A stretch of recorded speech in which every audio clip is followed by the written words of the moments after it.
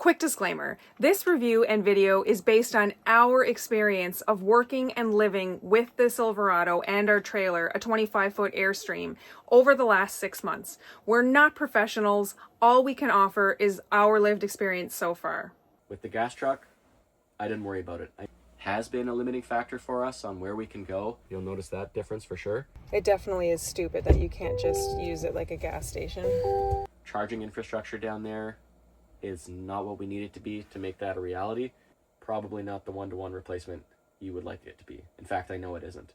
We're going to break even within under 2 years of ownership, really, at this pace. So But the honeymoon phase is definitely over. don't even look at this truck. Overall, would I recommend this truck to somebody? We're Tyson and Alicia.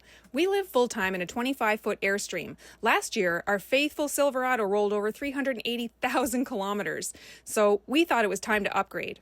Enter the Silverado EV. After 6 months, we've put over 23,000 kilometers on her already. There's a pretty popular opinion going around that you can't tow with an EV. We wanted to share our experience with you, what trim we chose and why. So we are about 6 months into owning the truck now. We have some thoughts on it. We did a lot of research before we bought it, and we were nervous about it. We did have some concerns. Some of those concerns ended up being not really a big worry. Some of those concerns were legitimate. We have driven more than 14,000 miles in it already. That's over 23,000 kilometers. Part of that is because we used it for our filming schedule, so we were towing all around the Maritimes. I mean, realistically, we hope to be towing a lot further in the future, so we probably will keep up this pace as far as how much mileage we're putting on it. I'm losing my train of thought. But the more that we drive it, the faster that we come to the break-even point where the cost of ownership ends up being in the EV's favor rather than the favor of what would have been a diesel or a gas truck. One of the things you notice right away driving the EV truck compared to a gas truck is the same thing that you would notice going from a gas car to an EV. It's just got crazy amount of torque. They're very fast, lots of acceleration. It's just a really smooth ride. One thing you do notice is that because the center of gravity is so low with all the battery weight between the axles, is that it's really stable. A lot of guys who drive trucks, especially pickups that are unloaded, notice the 60-40 split of weight where 60% of the weight is in the front of the truck. So when you're hitting bumps, because there's not much weight on the rear axle, you tend to get a lot of hop on the rear end where it's kind of bouncing around on you. You don't get that at all with the EV. It's very sturdy and it feels very stable when you're driving it. Another big difference is that you don't get that same amount of body roll that you get on a half-ton pickup when you're going around tighter corners and the truck kind of starts leaning towards one side a little bit harder. The EV feels very planted, very sturdy, and that translates to towing as well. When you put the trailer on the hitch, it really doesn't make it squat near as much as a half-ton truck does. It's just very easy on the truck compared to a half-ton. A 1-ton towing, especially a diesel, I mean, you don't notice a trailer behind there. The EV is very similar to that. The big difference between the half-ton is you're not monitoring RPMs, you're not monitoring your transmission temperature, you're not noticing all the gear shifting to keep the torque up. It's just perfect. It tows effortlessly, it takes a lot of stress out of the drive, and you're just not as mentally fatigued when you get where you're going. We don't have a lot of winter experience with it yet. It did just start snowing here a few weeks ago, so we switched the tires over maybe about 3 weeks ago. So we've probably only done about 1,000 kilometers in the snow so far. I have noticed a bit of a range hit. We switched from the factory Bridgestone Alenzas, which are they're a highway tire, a touring tire. They're basically optimized for road noise, mileage, and comfort. We switched to, the Bridgestone Dueler AT Ascent, which is kind of an on-road, all-terrain tire. It does have the 3-peak mountain snowflake symbol, so it is a winter-rated tire, but not as good as a dedicated winter tire would be. But it has been great in the snow so far. We haven't had any incidents. Not really as great on ice as you would expect, but in the snow it's been doing great. It's throws a lot of snow out of the way. There's tons of siping on the tires. Very good on the EV, and we have pulled somebody out of the ditch already in the last 3 weeks. So far, truck in the winter has been great, but we'll put that more to the test and see what kind of range hit we're getting as we put, thousands of miles on it as we go coast to coast. Another thing to mention about driving it in the winter, because the weight distribution is so even on it and the center of gravity is so low, you really don't notice the wheels on the drive side spinning out on you at all. And because it's full-time all-wheel drive, you don't need to constantly go back and forth between four-wheel drive when you're on snow or ice and then two-wheel drive again when you hit dry pavement. So it's a lot less to worry about that way, and it's a really sturdy, nice drive. So that's been a big improvement. You don't have to worry about putting sandbags in the box of the truck for more traction. It's just ready to go every season, basically. Speaking of range anxiety, range hasn't really been an issue for us for the most part. The range is very similar to what our gas truck was. And I mean, as far as EV goes, we have the extended range pack, not the max pack, but I think the max pack is on the GM trucks is the only EV out there that does have more range than what our truck has. One thing I have noticed with the EV compared to the gas truck is that its efficiency is kind of inversed, where it's more efficient doing city driving around town than it is on the highway, whereas the gas truck was way more efficient on the highway at speed than it was going around town.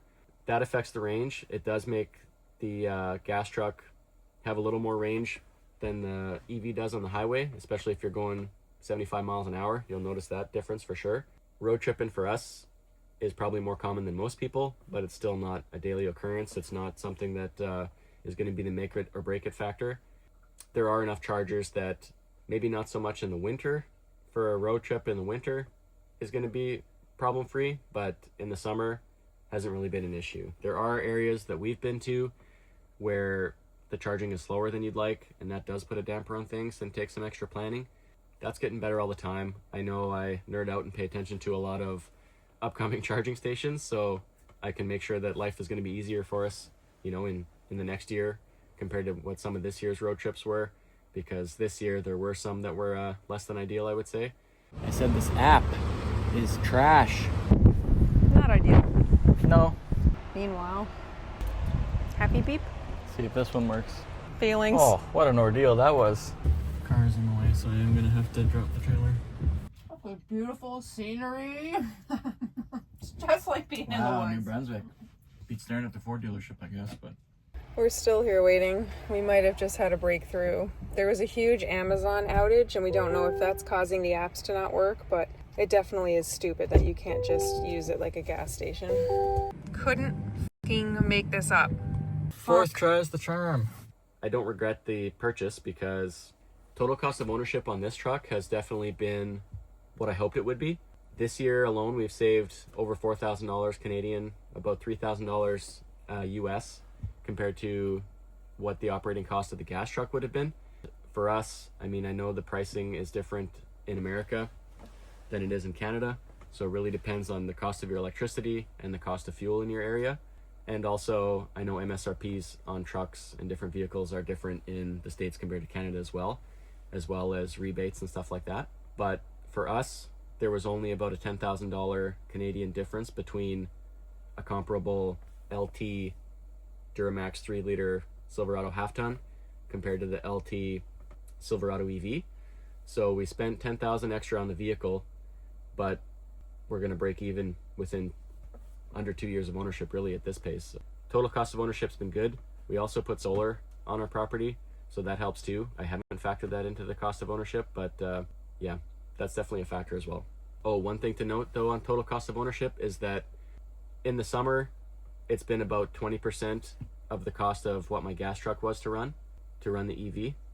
In comparison, in the winter months when we lose some range, that's probably going to be closer to 30%, because we're going to lose upwards of 30% depending on the temperature of our range.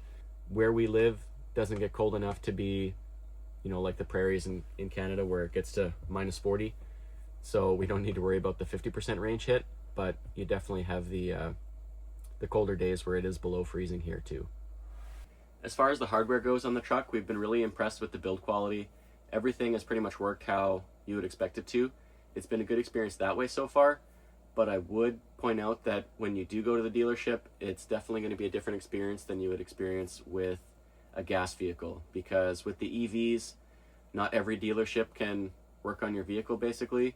We have taken it in to have something checked and basically been told that we needed to take it to another dealership. So that's definitely a different experience. It's disappointing for sure.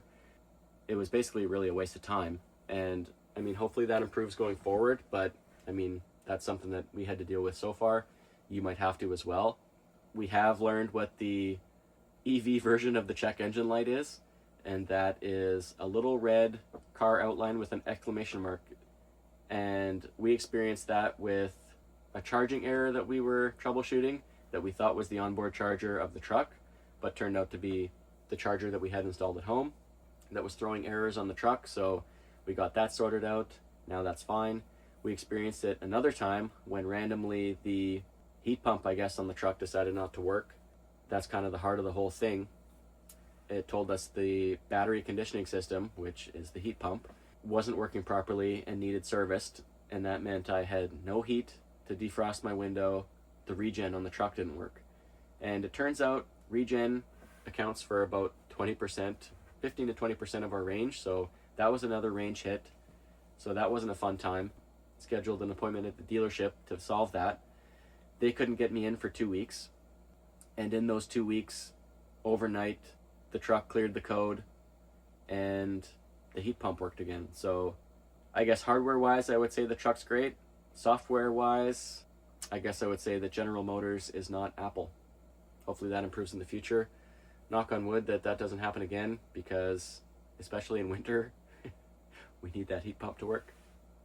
So touching on the range again, range on the truck itself, not really an issue for us. Range anxiety, not really a big deal like I thought it would be as well, but I will say that the charging infrastructure itself has been a limiting factor for us on where we can go and where we'd like to go in the future. Alicia dreamed of spending the winter in Mexico this year. Charging infrastructure down there is not what we need it to be to make that a reality. Alicia's been working on learning Spanish, and she definitely wants to spend time down there. We're going to have to delay that for, I don't know how long, for some time at least, or else make alternative plans to spend some time down there, just because, you know, I don't want to be attached to a 7 kilowatt charger for 20 hours to drive 200 miles with the trailer on. It's just not the way I want to travel. It hasn't been a huge negative experience around here,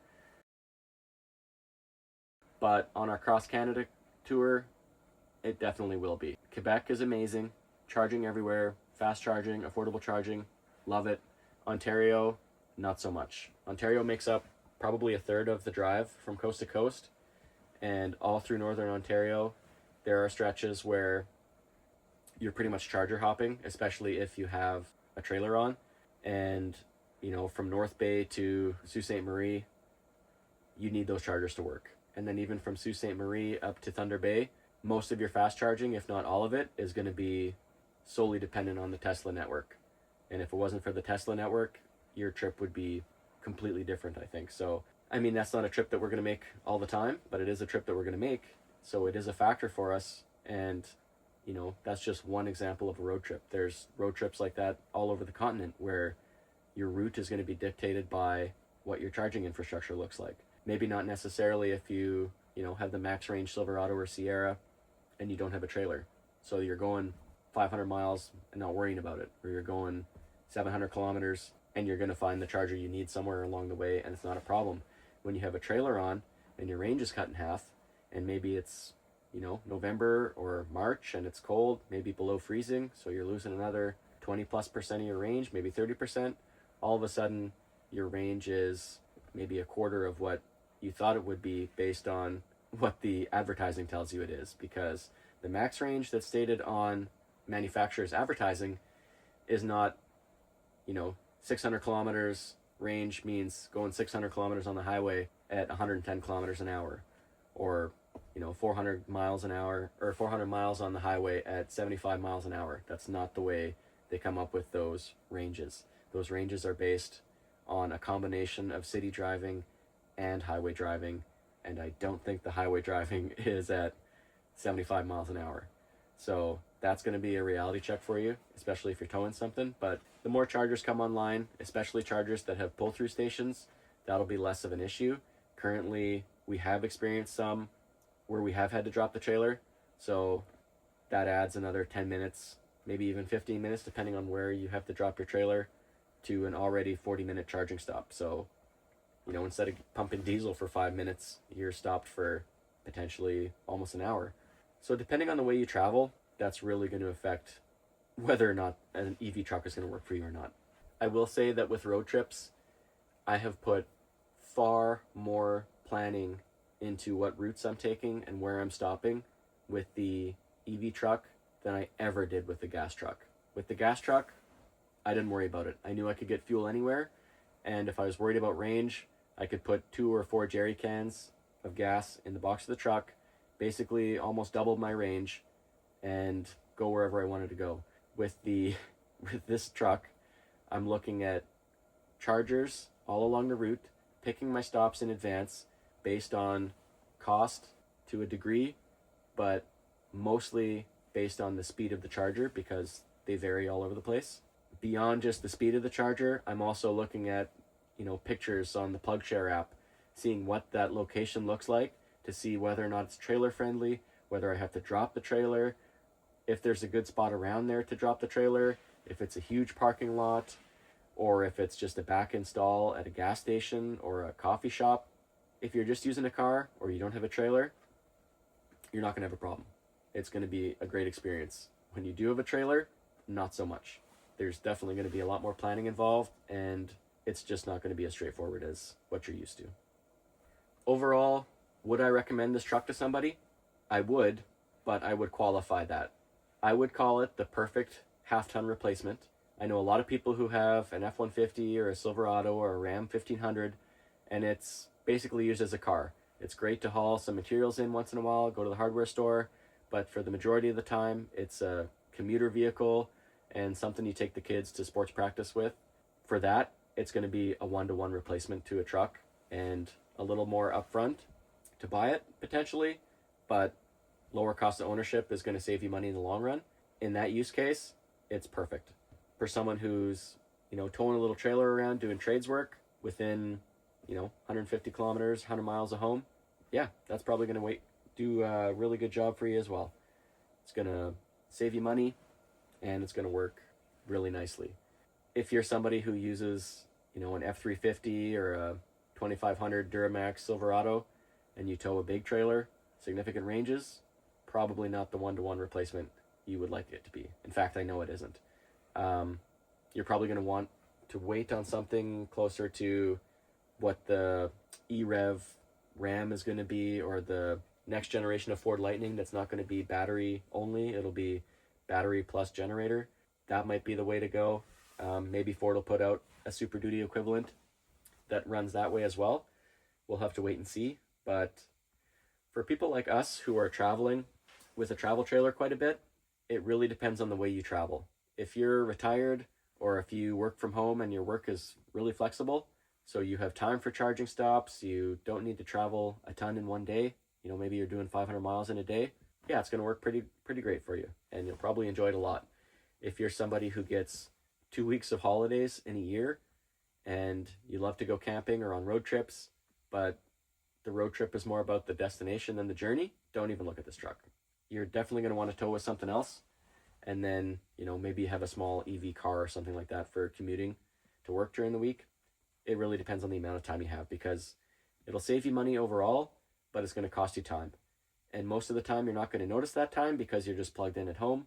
It doesn't matter how long it takes to charge, but if you're in a time crunch on the road and the time you take to fuel does matter, you're not going to love the EV experience at all. Pew! So all in all, we're happy with the truck. Asterisk. But the honeymoon phase is definitely over.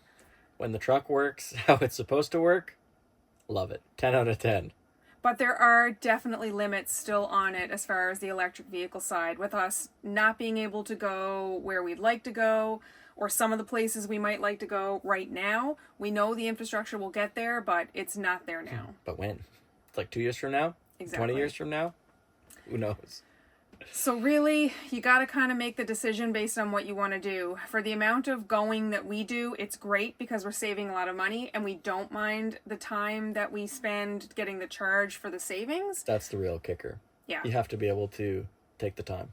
If you're a person that just wants to get where you're going as fast as possible and doesn't matter about the cost, then Look elsewhere. electric is not for you. But if you're open to the savings and the slower journey, then yeah, absolutely. And hopefully you get one that doesn't throw error codes like ours does. If anyone else is having that issue, because when we Google, we certainly see a lot on the Silverado. Have you seen other vehicles? Oh yeah, GM in general is like service high voltage system. And that's like a catch-all term for like any random thing that can go wrong. And half the time it's software stuff, and you turn the vehicle off, turn it on again. I mean, Away you go. That's my favorite way to fix a problem. Yeah, or literally hit it. So that's it. I don't remember what I was going to say after that. You love it, but you kind of hate it. But you also love it. If you found this video informative or any bit entertaining, feel free to give it a thumbs up and subscribe to our channel. Hopefully we're going on a trip in next week's video. Stay tuned. Who knows? We don't. Season 2 from the garage. Yeah. We'll see you next God. Saturday. You know, if I wanted to risk a mechanically crappy drive across the country, we could have saved all that money on the new truck and just used the old truck. I thought we were preventing headaches by spending a fortune on a new truck. The trusty war pig. Ugh.